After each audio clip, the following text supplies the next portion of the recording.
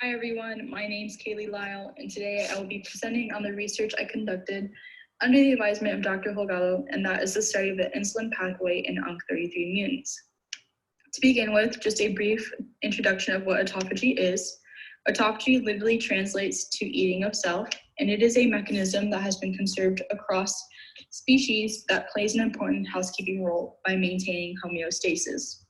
With that said, there are three main types: microautophagy, macroautophagy, and chaperone-mediated autophagy.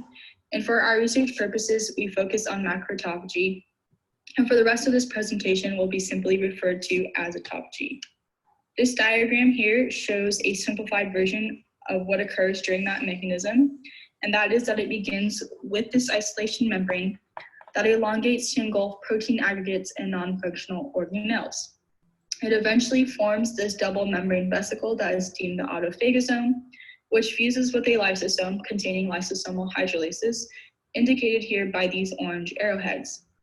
These lysosomal hydrolases are then responsible for breaking down those protein aggregates and non-functional organelles into smaller constituents that the cell can then use and recycle for metabolic purposes. When defects arise along this pathway, several different neurodegenerative diseases may arise, and one such disease is Alzheimer's disease, which as 2019 was the leading cause of dementia and affected about 5.8 million Americans. This picture here shows a comparison of a healthy brain on the left to that of a brain affected by Alzheimer's on the right. And as you can see, the brain size is significantly reduced, as well as these ventricles in the middle become enlarged. The etiology behind Alzheimer's is quite complex, as there are several contributing factors. But with that said, there's one hypothesis that there is a defect along the autophagic pathway that can give rise to this neurodegenerative disease. This diagram here comes from the research conducted by Wong and colleagues, and it shows several different defects along the autophagic pathway that can give rise to different diseases. But I want to call your attention to this first panel circled in red, as it can further explain the defect that gives rise to Alzheimer's. In order for autophagy to begin, this protein complex comprised of beclin, ATG14, VPS34, and VPS15 must be formed. In Alzheimer's, however, it is hypothesized that beclin, which is this protein indicated here by this purple triangle, is never released from its regulator, BCL2. Thus, this complex is not formed, and therefore we do not have an induction of autophagy, which then leads to the accumulation of protein aggregates within the brain and can give rise to Alzheimer's. Rather than studying autophagy in humans, as there are many ethical concerns that come with it, we can study autophagy in C. elegans using the DAF2 pathway, which is indicated here by these yellow products. And DAF2, circled here in red, encodes for an insulin-like growth factor 1 receptor. And in a favorable environment, insulin will bind to this receptor, turning on this pathway, eventually leading to C. elegans reproductive programs being turned on and their Dauer programs being turned off. In comparison, in an unfavorable environment, which includes overcrowding of animals, lack of food sources, or even high temperatures, insulin is not released and so does not bind to that DAF2 receptor, meaning that this DAF2 pathway is not turned on, which eventually leads to C. elegans reproductive programs being turned off and their Dauer programs being turned on. So that leads me to the next question of what exactly is a Dauer? Well, Dauers are part of the C. elegans life cycle that is important in times of stress, and with it comes different specialized behaviors, which can be seen in this picture here. But the one that I really want to focus on is this sealed buccal opening, and because their mouth is sealed off, they cannot ingest nutrients from the environment, so they rely on autophagy in order to break down different constituents within their body for metabolic purposes and survival.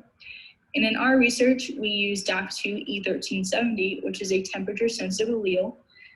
And so when we place nematodes containing this mutation at the temperature of 25 degrees Celsius, we see this Dauer formation occurring, which is indicative of induced autophagy. Another important component within our project is CRMP2, which is a protein in humans. and has also been implicated in Alzheimer's disease. It also aids in neuronal development, and previous research has shown that the suppression of this protein has hindered autophagic flux. Again, rather than studying it in humans, we can study its ortholog UNC33 in C. elegans, and we're able to do this because the two share similarity within two domains indicated by these purple pinkish boxes.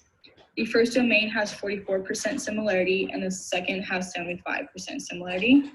And much like CRP2, UNC33 also aids in neuronal development and axonal elongation in C. elegans, but also plays an important role in their locomotion. And when defects arise in this protein, what happens is that their normal wave-like locomotion becomes uncoordinated, which is where the UNC comes from. UNC33 has been extensively researched, and Savoy and colleagues looked at this protein within ASI neurons, which is a chemosensory neuron in C. elegans that plays a role in detecting environmental signals. So this top panel here is a N2 or wild type nematode, and it's showing that this dendrite, which is this long process here, completely forms, as well as the axon, which is this process that turns upward. In comparison, in an MN407 mutant, this dendrite forms completely, but this axon now becomes prematurely terminated. And so they quantified these results, and they found a statistical difference between N2 wild type between N2 and MN407. And it's important to note that MN407 is a null allele, meaning that there is no UNC33 production, whereas like this E204 allele on the right-hand side is a hypomorph, meaning that there's some production of UNC33, but not enough. And these are the two alleles that we use in our research. In addition, they also looked at UNC33 within D-type motor neurons, which play a role in locomotion. And this top panel, again, is your N2 wild-type animal. And you can see that these commissures extend in a linear fashion, making one connection. But in comparison, again, in the MN407 mutant, what happens is that we begin to see gaps within the nerve cord, as well as branching of commissures and early termination again.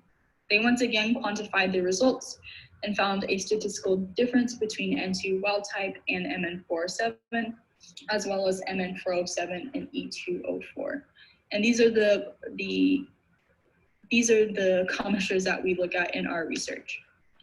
Interestingly, however, research conducted by Hubbard and colleagues found that these defects can be rescued through the introduction of methionine ketamine ester, or LKE, which is a derivative of LK, which is methionine ketamine, which holds natural amino acid metabolite, which is a natural amino acid metabolite found in mammalian brain tissue.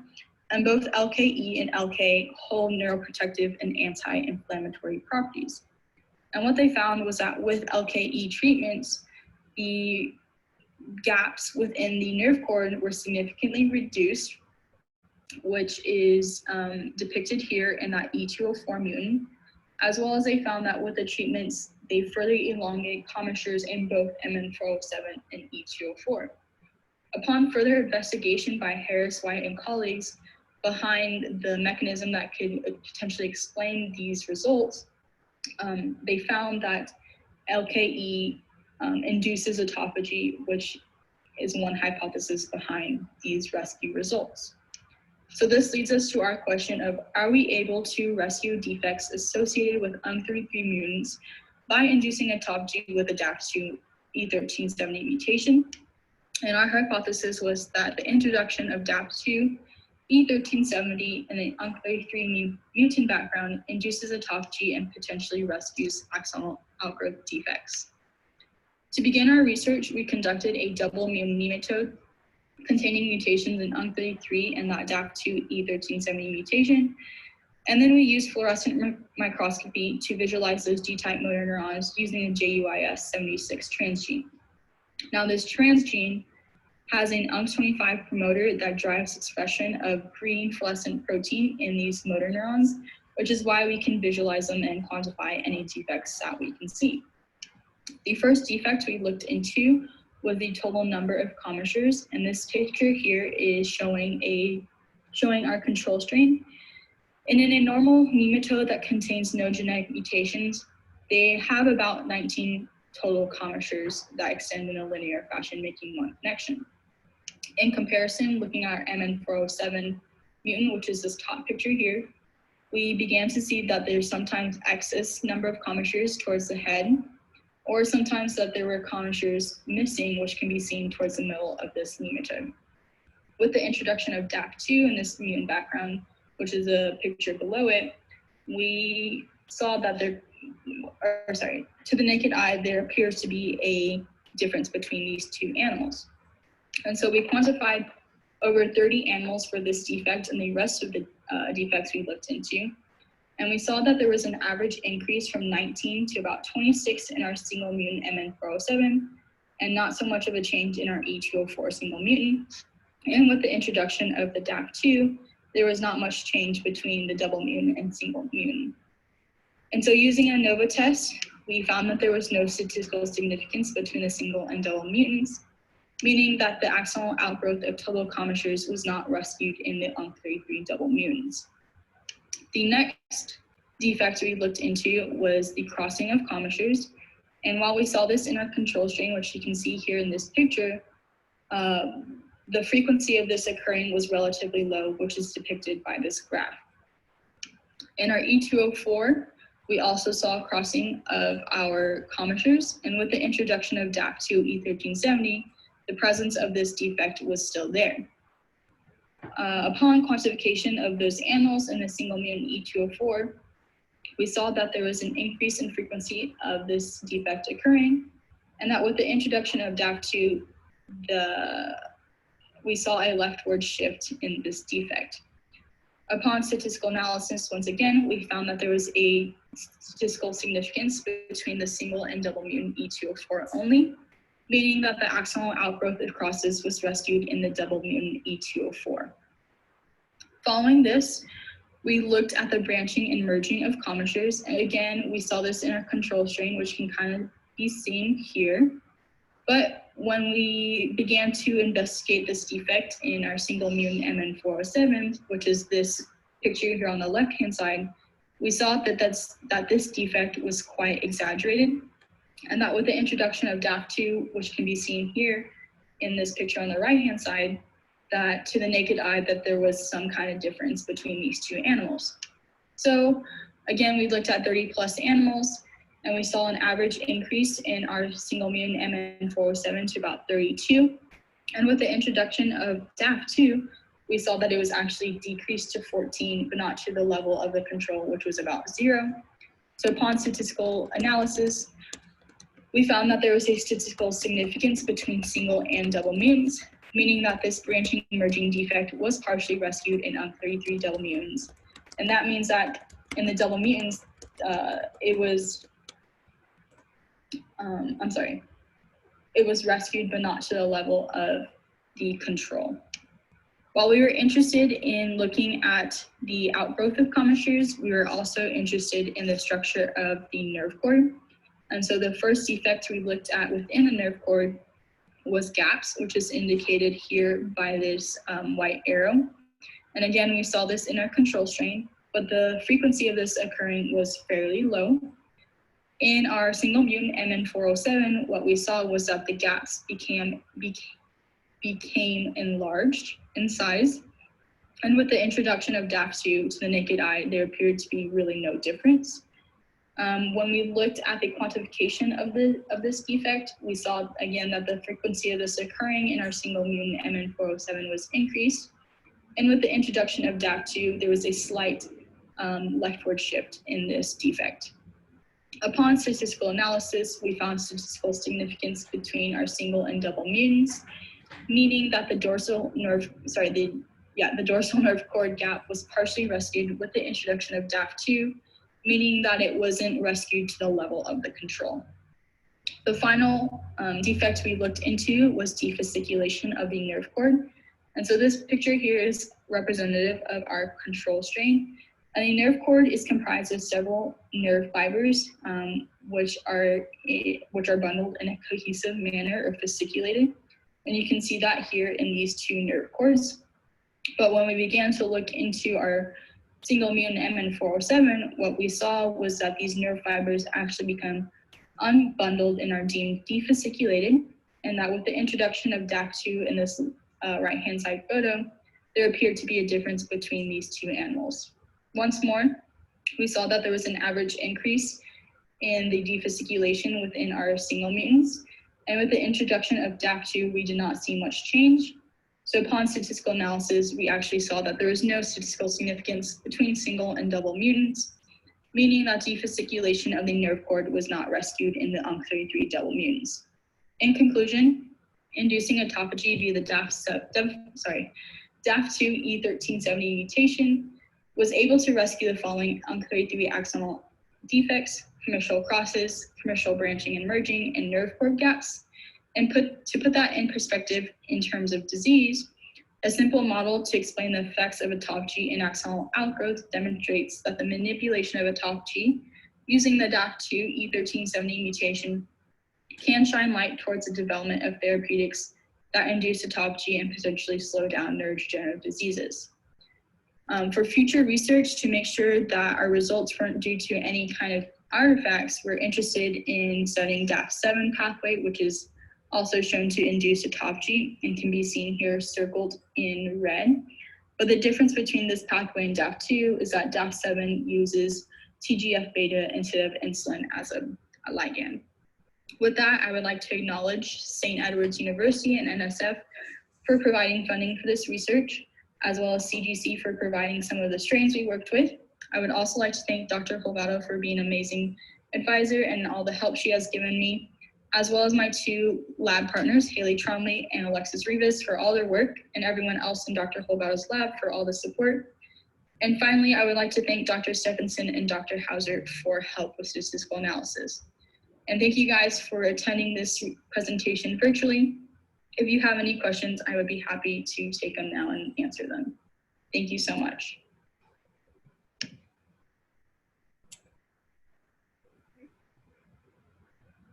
Okay, hi everybody. Thank you very much, KayLee. That's a really, really interesting research. I'd like to invite Dr. Holgado to say a few words if she's available. Hi, unmute Andrea, there you go. Yes, there we are. Hi, how are you? So I wanted to say that it was an honor and a pleasure to be a mentor of KayLee Lile. She's an extraordinary student. She took on a very difficult role that was to establish a new technique in our lab, a technique that we are now using to determine our formation. And while she was doing that, we learned that establishing that technique was very problematic, but KayLee took on one problem at a time, found the solutions for each one of them, and never gave up. So I'm sure that she's going to be doing amazing things in the future, because that is the right attitude that scientists have. And she's going to be practicing that scientific mindset in the medical field. So congratulations, and thank you very much for joining my lab. Thank you so much. It's a pleasure being part of your lab. Thank you. Okay, thanks everybody. KayLee, I don't have any questions right now in the chat box, but we have until 3:03. I don't know if you want to add anything, or if anybody wants to unmute and ask their question live, that's also a possibility. I'm open to questions. Thank you guys again for being here. Yeah, feel free to ask anything. We can invite the students in the room to ask questions. Yeah. Pam, do you have any questions? They have to be chemistry majors, Dr. Holgado. That's the problem. Okay, well, we can use the time to take a short break. Everybody run to the bathroom. We